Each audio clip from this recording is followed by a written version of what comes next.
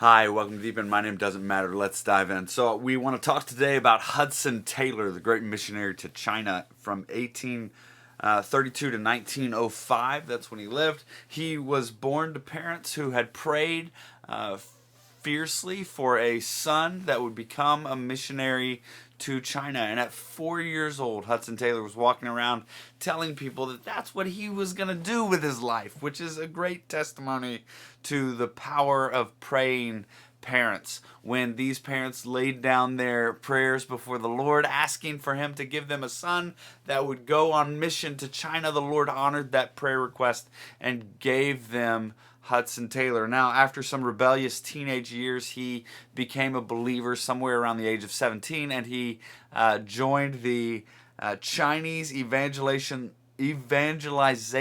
Society in 1853 at 21 years old. And he travels with them to Shanghai as one of their missionaries.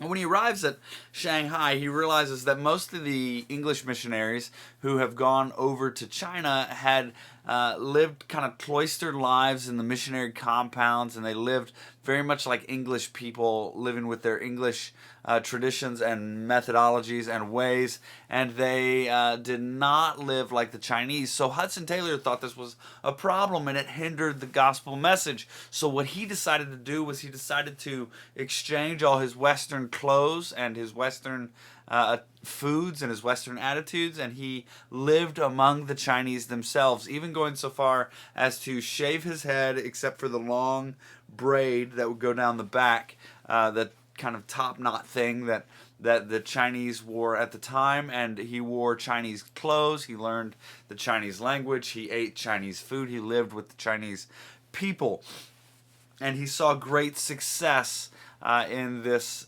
evangelism strategy, becoming like the people that he was engaging. The other missionaries gave him a hard time for it and made it very difficult for him, even going so far as to deny him authority or the ability to do things, and making things difficult for him, denying him friendship when he went through bouts of depression, and leaving him to do work on his own. Frustrated with the missionary organization that he was working with, he went off on his own, and he started to strike out on his own and do things away from them, and resigned his position from the Chinese Evangelization Society, and began his own mission work. He got married to a woman named Maria Dyer in somewhere around 1860, late 50s, 1860, and he and she planted a church in Ningpo, China, that consisted of about 21 people and was rather successful, comparatively speaking. And the only trouble was, after a year of the church plant, he ended up contracting a disease and having to go back to England for treatment.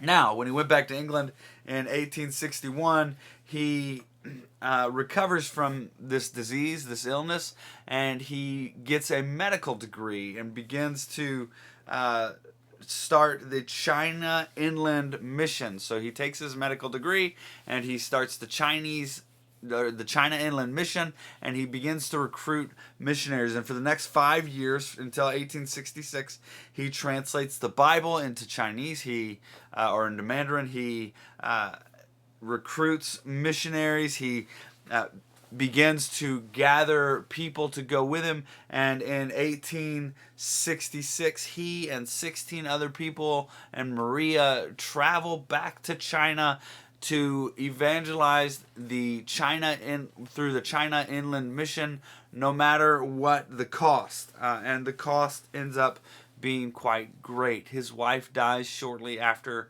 they arrive. 4 of his children die before the age of 10. And he goes through severe depression and doubt and struggle, as any good man would after losing his wife and children. He remarries Jeannie Falding. I don't know if I'm saying that right or not, but he remarries, and she begins to labor alongside him in the gospel ministry in China. They have many successful years recruiting missions, and China Inland Mission becomes one of the most powerful missionary societies to China in history.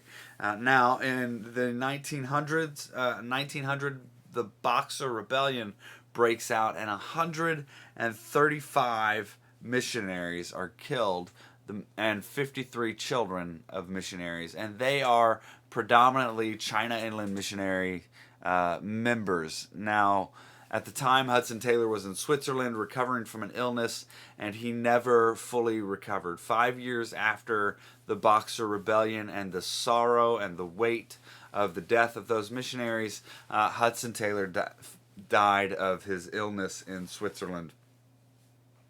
Now, Hudson Taylor was this incredible missionary, and we look back on his missionary work as a model for us. One of the great key things that he did was he adopted the culture that he was going to minister to. So one of the things that we emulate nowadays is when we start a church, when we plant a church, when we move to a new culture, we become part of that culture. And instead of insisting that we are going to be our own culture and be separate from the culture around us, we assimilate ourselves as best we can to the culture that we are going to minister to. When in Athens, we become like the Greeks, and when in Rome, we become like the Romans, so long as it is not sinful. So just like Hudson Taylor moved to a new area, moved to China, and became like the Chinese, wearing their clothes, eating their food, changing his appearance so that he would be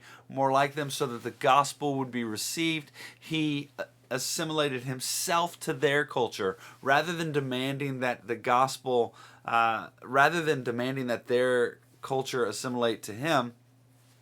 He moves into their culture, assimilates to them, and shows them that the gospel is for them. You see, when we go somewhere and we attach ourselves to the culture that's there, we are proclaiming that the gospel is for that people group, that it's not something for me that you get to come be a part of.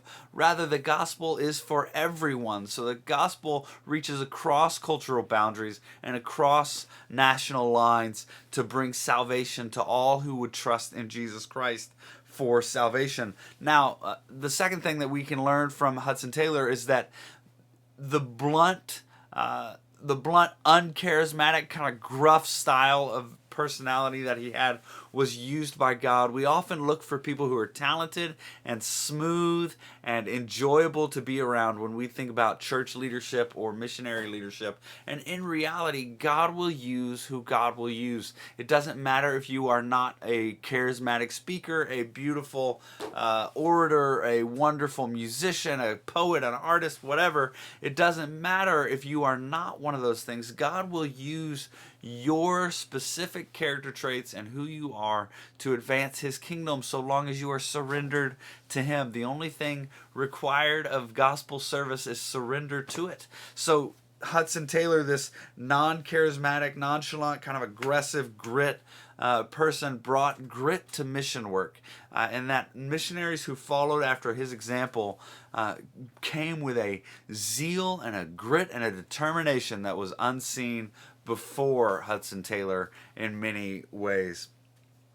He struggled bouts of depression, and he, as a result, serves as an example to many of us who deal with that. And finally, the last thing that I would say that you and I and we can learn from Hudson Taylor is that he trusted the Lord to provide.